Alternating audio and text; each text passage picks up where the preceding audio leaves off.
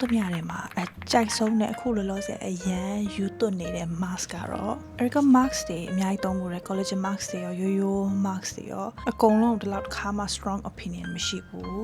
သုံးဖို့သမျှထဲမှာအကြိုက်ဆုံးတဲ့အခုလောလောဆယ်အရန်ယူသွတ်နေတဲ့ mask ကတော့ Her Highness ပဲဖြစ်ပါတယ် Her Highness ရဲ့အခု instant glow black mask ပေါ့နော်ဒါတော့တပူးဝယ်လာတာအခုဒီ3ခုပဲကျန်တော့တယ်ဘလို့ကောင်းလဲဆိုတာ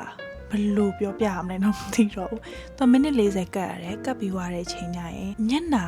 ဘလို့ glow နေမှန်းမသိတာ mask တစ်ခါကတ်ပြီးသွားရင်ဗီဒီယိုပေါင်း16000ရိုက်အမကိုပို့အမေကိုပို့ဒေါ်ရီကိုပို့ group chat ထဲမှာပို့ဒီ mask ရဲ့ခေါင်းကြောင်ခါမှတော့အခုဒီဗီဒီယိုလည်းမတင်ရသေးဘူး story လည်းမတင်ရသေးဘူးကိုဒီ mask ကတ်ပြီးတိုင်းမှန်ကြည့်နေတာနဲ့မအားဘူးဘာတော့ကောင်းလဲဆိုတော့ boost collagen growth reduce dark spots brighten skin complexion anti-acne and antibacterial သူက fragrance လည်း free alcohol လည်း free AHA BHA free ဆိုတော့ sensitive skin သမားတွေအတွက်လည်းအရင်အဆင်ပြေတယ်အကုန်လုံးအတွက်အဆင်ပြေတာပါကဲအရန်ကောင်းတဲ့ mask ပါ9%နဲ့ကိုပေးပြီးဝယ်လာတာပါဒါကိုလက်ထဲကိုရောက်လာဖို့အခွင့်အရေးရှိရင်ခုချက်ချင်းပဲမှာလိုက်ပါလို့အရန်ကိုလှပတဲ့မျက်နှာတစ်ခုရမှာပါ I am not kidding ခုအရန်ဟိုမှာ over ပြောနေတယ်လို့ထင်မိမယ်တကယ်သုံးပြီးသွားရင်တကယ်ဒီ reaction ရနိုင်မယ်အရင်တော့သူများကြီးပြော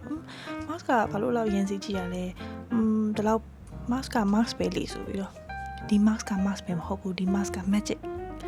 magic mask ဒီ video လေးရိုက်ပြီးသွားရင် emoji ချိုးပြီးတော့